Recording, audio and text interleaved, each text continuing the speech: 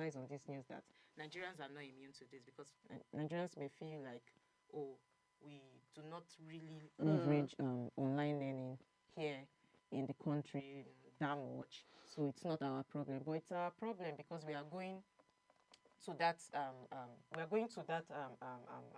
side now. We are moving to that side.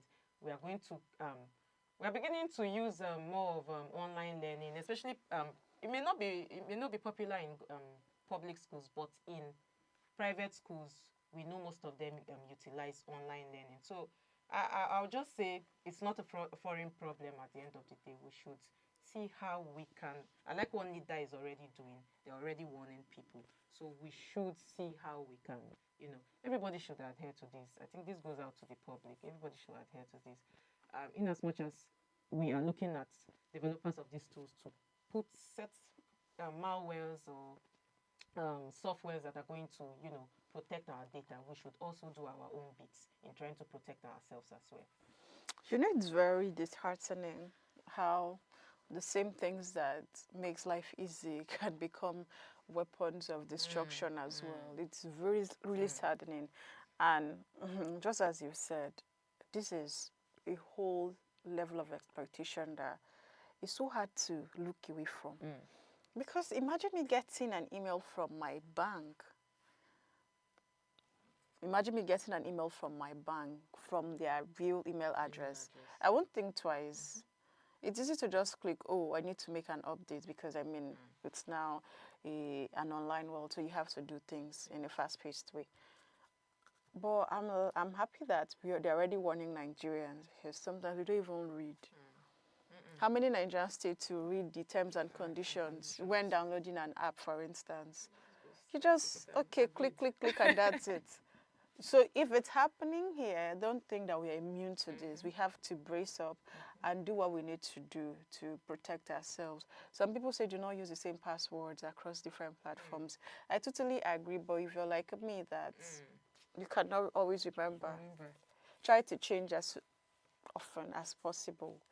Try to ensure that, it's not the same password across, and do not use things that are somebody can easily guess. For instance, your date of birth, your birthday, your house address, your phone number. Some people know that, your password is either going to be the first 4 digits of your phone number. And that's basic. Don't stop using 1, 2, 3, 4.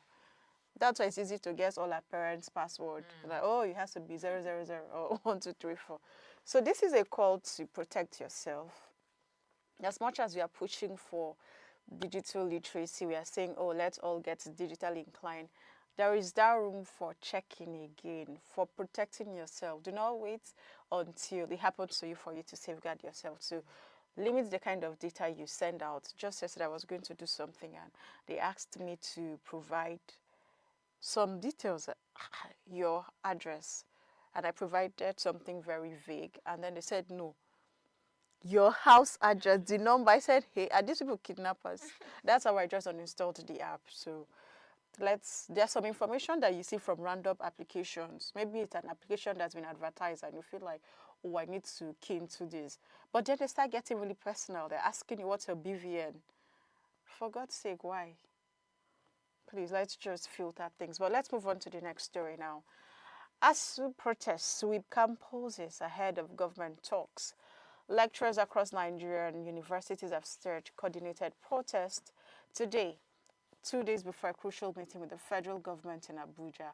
The Academic Staff Union of Universities, ASUU, says its members can no longer endure what they describe as years of neglect, withheld salaries and broken promises.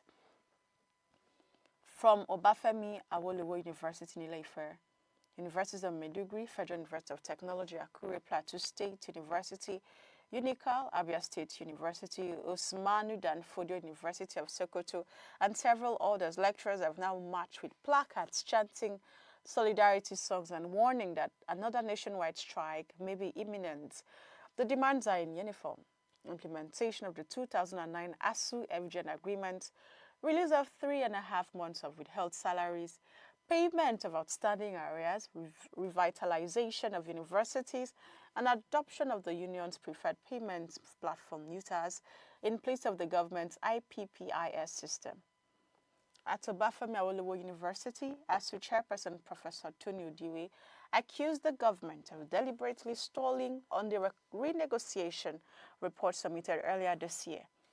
He warned that authorities could be held responsible if industrial peace collapses. In Lafia branch chairperson Sunday Urinya spoke of lecturers dying from hardship, while in Akure, ASUU zonal coordinator Professor Jola Igbedokun declared that patients had reached breaking point, saying academics now teach on empty stomachs. And it just goes on and on. I mean, there's a whole lot of lamentation, of frustration being meted out online across at different states. Lecturers have had enough. They're coming out to say, we can no longer bear this maltreatment. We can no longer bear this frustration. And rightly so. These demands they are making, are they outrageous? These demands that they are making, are they beyond reach of the government? I mean, we are talking about a government that is requesting an increment in salaries for political office holders. So why are we having to negotiate? Why are we having to negotiate when it comes to lecturers? The bedrock of every nation, the people who hold every nation's education. Why are we negotiating? Thinking of renegotiation? Why are we even having to talk from two sides of our mouths? If any nation, I always stand and say, for any nation to really progress, then it has to do a lot in its education system. Because we have an education, first of all, that still relies on very old curriculums. We still have education where the infrastructure, if you go to my school or the school you graduated from, you'd see that you can still identify most of the classrooms because the infrastructure from 20 years ago is still the same thing. There is no upgrade. The laptops that were donated by one kind Samaritan in 1990 is still there. And then you expect to see results. So sometimes when we are saying, oh, there's a whole lot, the young people are not doing this, there are basic things that are not fixed yet. The lecturers are suffering, the infrastructure is suffering, and you expect that, oh, your system or your country is going to work well. These lecturers who are, excuse me, these lecturers who are now carrying placards around are people's parents, are teachers of the nation. They teach students, and students are no longer going to learn. If you've not experienced ASUU strike as a student, you don't know what God has done for you. Just like there was a time, I know I said this, there was a time we had year 1A, year 1B, year 1C in 1 year. So sometimes when we're having the lectures, you're like, you don't university. Know. I do not even know where to stand. Because you don't know which year 1 you are. You don't know there's A, there's B, there's C. And it's so sad. I'm smiling, but this is not funny. All the demands that the ASUU body is making is not beyond reach. Is it not reasonable? I know that there are things that we can look away from, but this shouldn't be among those things because these are things that cannot be overemphasized. They are important, they are necessary. Why is the government obsessed with using the IPPIS payments portal for them? They've been screaming since. They don't want this. Why are we so interested in doing? Because you're supposed to work with the people. I've always understood democracy to be government of the people for the people. So if the people you're working for say, I don't want this, then why are you not doing their bidding? If you're not going to do their bidding, then you must bring a strong reason. You must tell them, oh, this is why this cannot work. And the government is not telling them anything. I mean, we're just hearing meetings of, oh, there was a closed-door meeting, there was a negotiation, but really nothing is happening. From this demonstration, you can just tell that nothing has been happening. But I'm also hoping that nobody goes to take some brown envelope and then before you know it, the strike goes off, and after 1 more month, we still see them hitting the road. If they're standing in solidarity, stand firm and stand strong and make your demand. It is only when you unite to make the demand to this government, to the government of your nation, that is when they stand. But when some people are speaking from this side of the mouth, some people are speaking from this other side of the mouth, you can be sure not to get anything. But if your demand is valid, as I judge it valid, stand firm. Pin Okoro, stand like this and ensure that nothing shakes you. Cynthia. I like that you ended with that, because that's where I was going Yeah. to, because like I said yesterday on the show, the government is used to, because NANS, National Association of Nigerian Students, came out yesterday. Was it yesterday or the day before? And they put out a circular that they are going to protest on the 28th of this month. 28th, that is tomorrow. So I was like, okay, it's I am happy. We are used to seeing ASUU come out to, protest and express their grievances. But then, when we look at it on another hand, who is this, who are this constant cycle of striking? Who does it affect? Who does it affect? Parents are tired of, government, like I said before, government are used to waiting out ASUU. You come out with your strike, you come out with your threats, and then we just tell people, okay, let's pay like 1 month. And then they are okay with it, and they go sit and go back to classes. And everything continues. So students came out and say, we are going to take this upon ourselves, because we, like they say, when two elephants fight, they are the receiving ends of these issues. So where I'm looking at this whole thing from is from the aspect that, not like I'm saying ASUU's grievances are not valid. They are very valid.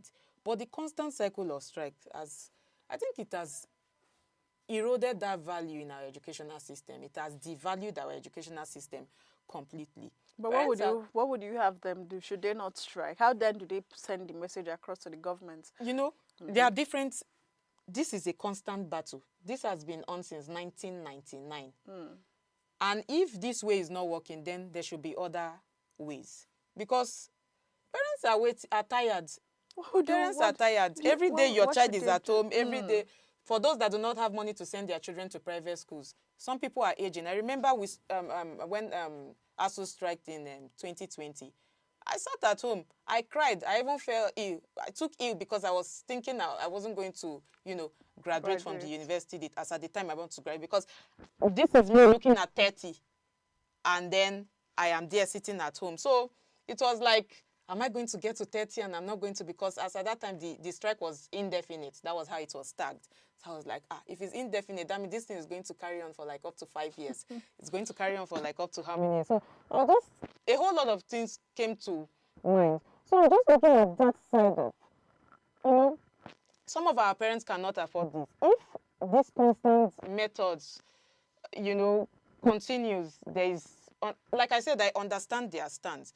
But they are not punishing the government with this, because government do not care. They will wait us out again, and then they will continue. Students will sit at home. Years will go by. So I think they should find other methods. Do you have any method in mind? There are other methods. They should find other methods. There are other ways other countries run their educational system, and it is working for them. So if we can find alternative ways to, cut this situation once and for all. If this is not working, we should put it out and trash it. Let's look for another system. Let's look for alternative ways. There's Finland, there's Denmark. Educational system is like the strongest and the most, I don't know what to even say about it. Our future is not bright here in Nigeria, especially with the look of things when it comes to the educational sector. We are talking about poor infrastructure. We are talking about this. I know these are all of the demands from ASUU as well, include not just their salaries, not just areas that are being demanding for infrastructure and all of it. But then these students will keep waiting and waiting and waiting. Let's find an alternative. If it's to drop the whole union, history will judge this generation of leaders and unionists, whether they like it or not. Not for their struggles. We won't look at these struggles at the end of the day. What we'll look at is the millions of Nigerian students that their future have been tarnished because of this constant striking, because of this ongoing cycle. So I'm just looking at it from the other angle. I just feel there are other alternative options that can be explored instead of striking year in, year out. So I'm thinking about what you just said, and what came to my mind is I remember medical doctors strike, nurses have striked as well.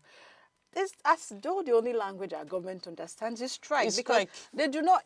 Do you want to write to them? Do you want to engage them with dialogue? But there's no positive outcome at the end of the day. So that's what I'm saying, because for me, I feel like the only way they can understand is strike. These government officials that we see, they have nieces, they have cousins, they have sisters, they have people that they're also training who will be affected by these things. So I feel like strike is the only way our government listens.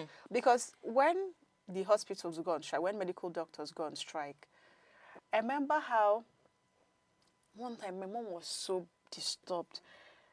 But you're bound by you cannot go. They had people who died, women who were in labor who could not be attended to, those who could not afford to go to private hospitals, could not even afford TBAs, that were relying on health centers or government hospitals. They had to pass. But by the time it affected, I remember that time in that state, when somebody from that state, one of the politicians, the person's sister passed on because he couldn't get service. It was the person who carried that issue on the head. So sometimes the only language they understand in this government is strike. I'm all for other things because I'm thinking dialogue. Do you want to boycott? How do you even boycott? Let's think other innovative ways. What do you want to do? Them. Except to learn from your home. One time they were thinking of, some schools were thinking of... virtual learning? No. I think removing themselves from the union. Some of these things, if there are they can schools come, where they don't have problems. That's fine. If you do not have a problem, if your school's infrastructure is met, if the government is not owing you, why are you... Okay, let me take University of Abuja, for instance. The headquarters of ASUU is inside the University of Abuja. But at one point in time, the then VC, Naala, the then Vice Chancellor Naala, Abdurrashid Naala, he thought of a very bright way, but it was halted because of other people were not in agreement. I thought it was a very, very wonderful and, Remember what he told? Yes, he wanted University of Abuja to pull out from ASUU and see ways the school can generate money. As I'm speaking to you, the school have a bakery. The school have many forms of generating money. He thought of privatizing, what do they call it? Not fully privatizing, doing like a collaboration, a partnership with private real estate companies and, developers to create hostels inside and outside the school for students. So some of these things will bring in money. He thought of different ways the school can generate money so they can stand on their own. I know that it affected students because it's carried on for a while. Yeah. School fees skyrocketed. But then he was like, it will get to a point when we are more stabilized, then things will go back to normal. But then we have to pay a price for something. That's what I'm trying to say. We have to pay a price, and we have to think of other ways to make money. In Nigeria, we have how many universities? I think 2,000 something universities in this big Nigeria. Why can't each state have their own university? Some of these things will be, I don't know, if we can even take things down, if local government can start being accountable for some of these things, if they can give autonomy, that's what I'm saying, to local governments. Let each state be in charge of its own school. Another aspect of development, well, I can only say this much, but then, Chinatu, I don't know. I hope my is this a debate? No, Sounds it's not. like a debate, I think but then, you raised very salient points, and I believe that schools should be able to, raise income for themselves. We have some state-owned universities that are part of ASUU. They're not even federal universities. And we also have some state universities that are beginning to do what Uni Abuja is doing. They have water factory, they have a garment factory. And I think really we should think of ways to make money. But there will be a time where that money is not enough for fixing infrastructure. It might be enough to offset bills, but infrastructure, some of the things you say, oh, TET Fund is doing this. You see that. How well do we put out grants? How do we But universities should be able. I mean, first of all, universities are like research grounds. But it's so sad that some universities don't even receive grants. So what does that tell you? That the university is not doing things enough. that they are not doing things that will make attract guarantors or grantors rather attract investors to them. So I think the universities owe it to themselves too, to an extent, to find ways, I don't know. Nigeria has a long way, but I think it's bright. If I honestly think that they say it's always bright at the end of the it's tunnel. always bright at the end of the tunnel. I hope we get to the end of that tunnel. But yes, this strike is justified. But then, yes, while striking, we must think of ways that we can generate income on our own as public institutions. The government will never we fix keep on everything. exacerbating the problem we are trying to, put aside. Because when 12 and talking of students, criminals in the society, talking of this, if I go home and sit down, what do I want to do as a student? I'll not steal, sure. Some people will think of stealing. Yes, but a thief is a thief. Whether you're not just even. I understand. So I don't mind. Yeah. But yes, anything can lead you into things. Brain drain is there. So, but on to the next story. Let's go to the last story for today. NIGCOMSAT eyes 8 billion naira boost with satellite broadband.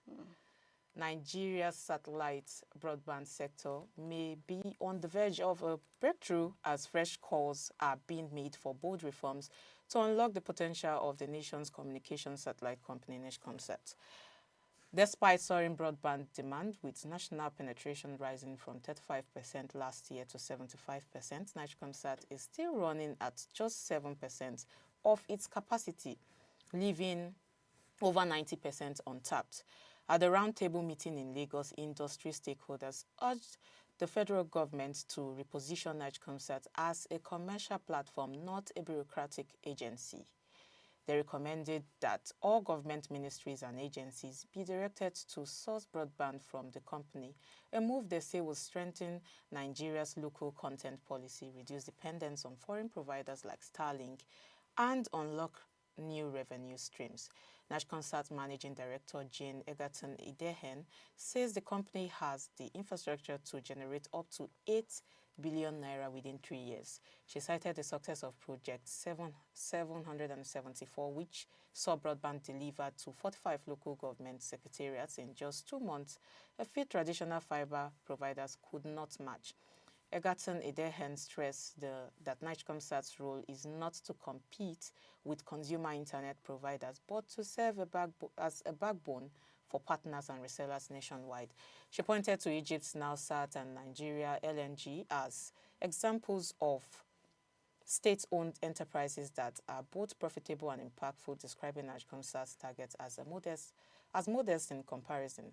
Stakeholders also called for a major rebranding of NIGCOMSAT, stronger public-private partnership, and clear policy frameworks to prioritize local satellite solutions.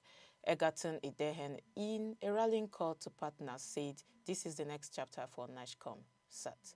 We want to build it with you, our partners, because we cannot do it alone."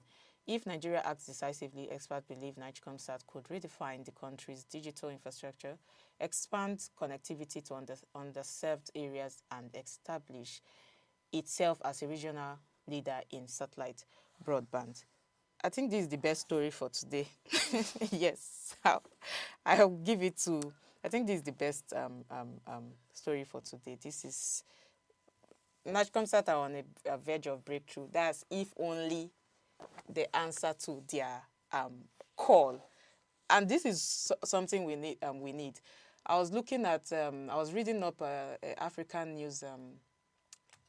News page online, and I see what different African countries are doing. Now they are expanding their broadband reach to rural areas, to educational sectors, to organizations, to different agencies and different sectors in their countries. And I was like, oh, we have NIGCOMSAT. Where is Nigeria with this?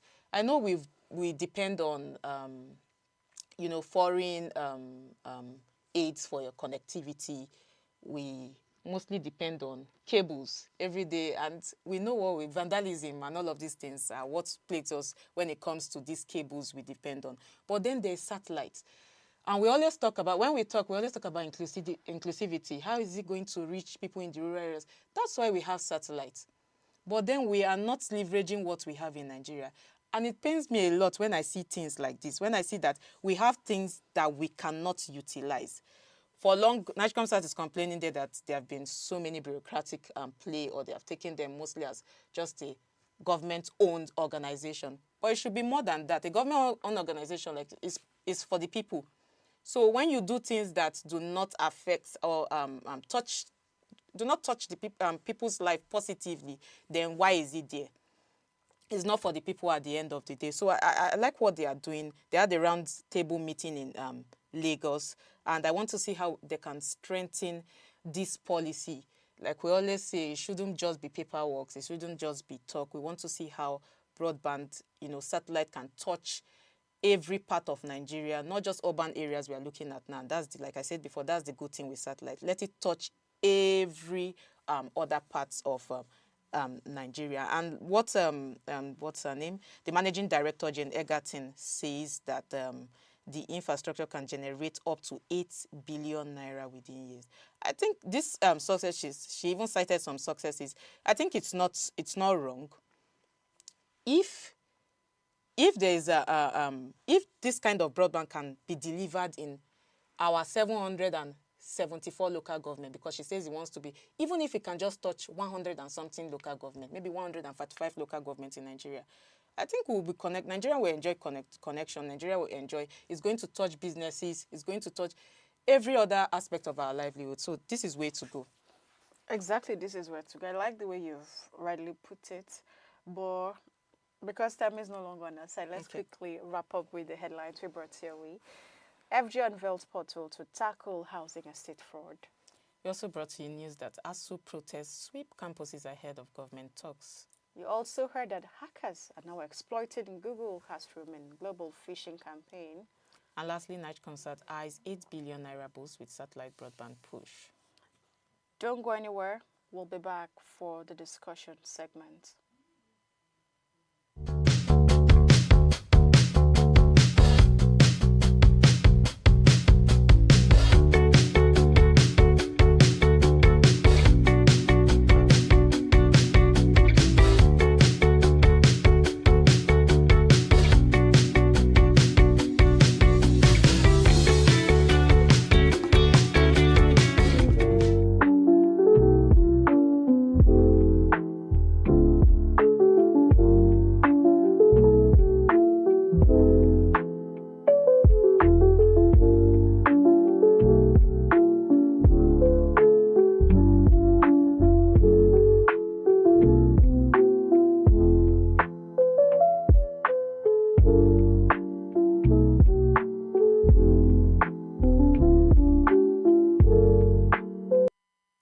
Welcome back. It's good to know you're still with us. Now let's talk discussion. Power belongs to the people. Why Nigerians must vote. The Independent National Electoral Commission, INEC, has announced that the ongoing continuous voter registration exercise will run until 30th of August 2026, giving Nigerians a full year to register and secure their permanent voter cards, PVCs. Already in just 1 week of the online pre-registration launch, over 1.3 million Nigerians have signed up, with young people aged 18 to 34 making up the largest share. Physical registration has also kicked off in all 811 state and local government INEC offices nationwide. This development, however, is raising an important conversation. Why do some Nigerians still feel there is no need to vote? We hear it all the time. When we hear statements like, my vote won't count, leaders already know who will win. Nothing is going to change. But here's the truth. Democracy, as we know, is government of the people, by the people and for the people, only thrives when citizens use the power of their votes. By the way, that's my favorite definition of democracy, Cynthia. So the idea that one vote does not matter is false. Elections are decided by numbers, and every single number counts. And that's the mindset I want us to have. So we are going to look at briefly why voter registration and why voting matter. I'm hoping that we'll be able to do justice to this conversation, seeing the limited time that we have. But if we do not exhaust it, we will continue tomorrow. But Jen, do you believe that power really belongs to the people in Nigeria? I think this phrase is like a slogan Nigerians have, held for a long time. Okay. But I really think power belongs to the people. Yeah. But I don't know if Nigerians have decided to this time around. Surrender to politicians and cynicism and, should I say, apathy this time around. But then power belongs to the people, even if it's a slogan. But it's not a cliche. That's what I must say. Power belongs to the people. It's like, I think that's what power belongs to the people is like the foundation of democracy itself, because democracy is for people's power. So I think it's the foundation of democracy. And in any country where a citizen, you know, can guide their votes jealously, leaders would have no choice but to respect the people. Exactly. That's what I think. Take what happened in June 12. Yes, we, the time MKO Abiola won.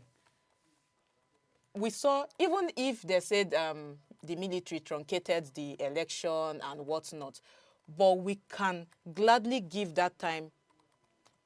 I think it's marked as one of the fairest and the fairest election, the freest and fairest election of that time. We can gladly mark that time as power was truly given to the people. He may not have come out. He may not have been announced as the successor or the winner, but I think we saw that power was truly given to the people at that time. Even Ghana, since 1992, I would say Ghanaians have experienced peaceful transfer of power, peaceful transfer of reign, peaceful transfer of regimes from one era, from that era since 1992 to another, because citizens have consistently insisted that they are voting, they will vote, and they are going to defend their vote. So I think, and that's where we lack this, in all sense of the word, power belongs to the people. Nigerians are kind of, you know, on the slide. We are not saying it with our full chest. And this is 2025. We are looking at 2027 for the elections, and votings are, registration for votings are on, and I like that it's being done physically and online. So you cannot say, I stood in queues for long hours. So power belongs to you, and it starts with registering for your to vote. Yeah, because the truth is the ballot is the one tool that gives everybody, you and I, the power to really speak, to really get our voices, our voice heard. So why you should vote, number 2, is that youth majority can decide elections. If you look at the chart, if you look at the statistics right now, we have like over 1 million people already pre-registered for the election, you know, for their PVCs rather. And 60% of the new registrants are young people. So you can tell that the youth have the numerical strength to decide what they want. Policies are made, and when policies are made, the young people or the youth population are more affected. But if these people decide, imagine that everybody sits home on the day of election. Just imagine your wildest imagination that everybody decides, I'm not stepping out to vote. Do you know you sent a very serious message to all the political parties, all the people standing for elections? And you just know that nobody can announce his or herself the winner. So now also imagine that everybody goes out there to make sure that my voice is going to count. My votes will count. The numbers do not lie. And you stand your ground and ensure that you vote. Also imagine what will happen. Because the truth is silence strengthens bad leadership. Exactly. Sitting aloof and saying, oh, nothing is going to happen, it allows those who are bad leaders to thrive. It keeps them in the office. Exactly. And I think that's where apathy becomes very dangerous. Actually. That's what people do not know. When you sit at home and say, my vote doesn't count, I will not vote. I was telling my sister the other day that it's like a gift to bad politicians. You are telling them, take on a platter. Do what you like with it. Because when that day reach, when it's that time for you to vote, and you don't go out to vote, the people that go out to vote are those that have sort of like entrenched interest. So your vote doesn't count. You are enabling your vote not to count. That's what I think. You're enabling your vote not to count. And in one way, I think that's, if we play the cards on the flip side, your vote counts still. Because if you do not go out to vote, what would they use in rigging? The person that you do not want to win will emerge winner. Yes. So your vote has counted for him because you did not go out to give your vote. So if you want to look at this well, if you are dissatisfied with the state of your country at this point in time, we need to give I remember what happened in Zimbabwe. Was it in 2008 election when people did not go out to vote, and they were up against Robert Mugabe. They were seriously up against him. What happened then? People were like, we are not going out to vote. We are not going out to vote. And then he was announced winner with a few people that had his interests at heart. And then people people were angry. What happened? Suffering exacerbated. So it is not these persons you are suffering. It is yourself you will suffer at the end of the day. Yeah. So your vote counts, whether we like it or not. I think there's a tweet I saw, and it really piqued my interest. And I just like other Nigerians to also hear. The only power left in the hands of the Nigerian masses is the power to vote. If people truly realize the strength of their votes, they would jealously guard them, vote wisely, and ensure their votes count. Bad leadership is changed through the ballot, and that's exactly what we are seeing. When you're not voting, it does not punish the politicians. It only gives more room for the wrong candidates to keep winning. And Cynthia has given a perfect example, very perfect example.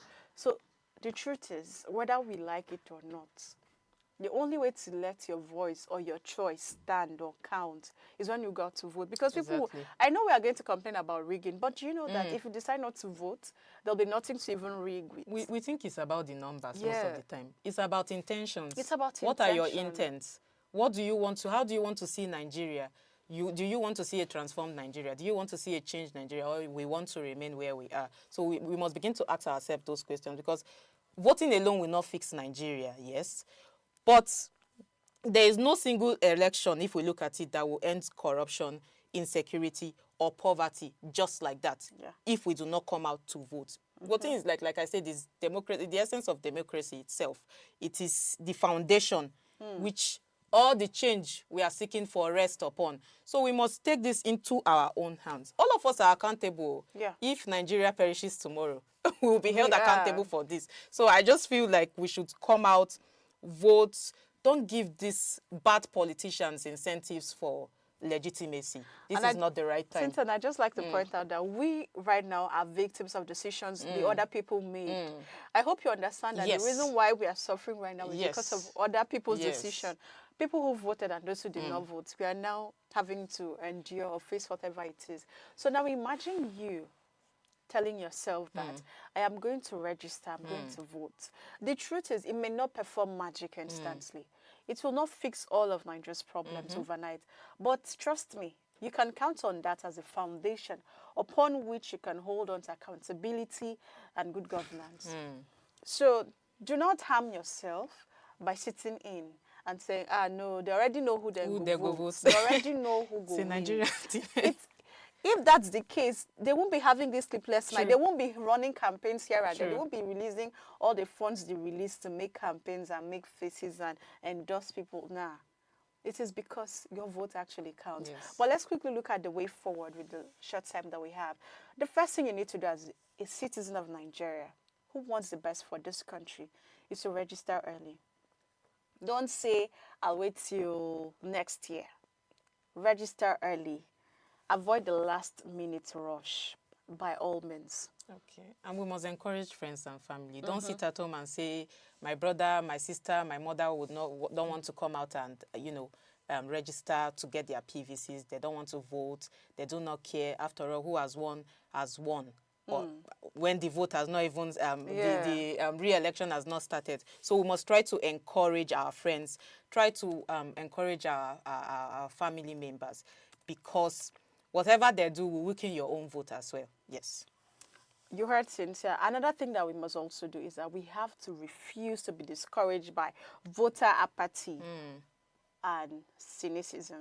The truth is, your vote counts. Don't allow anybody to tell you it doesn't count. Oh, they're saying things into your head. The politicians already know whom they want. Shun those people. Shun them as much as you can. Because the truth is, they do not know what is best for you. Okay? INEC is doing something now where they are listing as the registration for the PVCs is ongoing. They're updating Nigerians on a weekly basis. You can keep tabs with that and know, okay, I did not vote or I've not registered yet. For instance, if you check the long list that they've registered, that they've uploaded the online pre-registration set, you'll notice that a state is missing. Anambra is missing on the list. And there are people who are already saying, how come Anambra is missing? But you that's from Anambra, that is in Anambra, did you go out to, have you pre-registered? That is where you start judging. Have you pre-registered? It is okay if you've pre-registered as somebody who is from Anambra and then your state is omitted. Then you have a conversation, you have an argument to hold on to. But if you've not, trust me, you have nothing to argue with. So avoid that apathy, avoid that cynicism. It doesn't take you anywhere. True. Most importantly, we must remember that a nation is not built by those who, complain. It is built by those who show up. So we have to show up. This time we have to show up. Well, we're wrapping up. And I mean, that was our short of telling you that the election is here and it is here to stay. Understand that getting your PVC is not just about you getting a card. It is you securing a voice. So if you truly believe that power belongs to you, then the first part of that belief is to ensure that you get registered, you collect your PVCs, vote when the time comes, and ensure that you also follow up with your votes. I mean, there are some wards where they do vote counting. Stay there, ensure that you're counting the votes. I mean, I've been an election observer, so I was there every time. And, you can even volunteer as an election observer. If you want things to happen. With NGOs and civil society groups are involved. Exactly. Don't just sit back and say they'll do their thing. Show up. It is only people who show up that are able to fix things. So don't sit behind. Don't be the BTS person all the time. Show up and fix your country. That's the only way forward. This is how we wrap it up on this edition of Idea Morning Digest. It's good that we were able to, run you through quickly on the discussion segment. But keep the conversation going. We want to understand. We want to read from you. We want to hear from you. Are you going to vote in the next elections? Do you think that your vote will count? Or are you just there, discouraged or tired or saying, nah, my vote won't count? Whatever it is, whatever your challenge is, do well to connect with us across the different social media platforms by telling us your opinion on Twitter, on LinkedIn, on Instagram, on Facebook, everywhere. Let us know what it is for you. Until we come your way next time, my name is Chinatu Oji, and I've been with Cynthia Bassi. And we're saying have a good day. We have the midday news coming up by 12 o'clock. Do not miss it. Stay with us.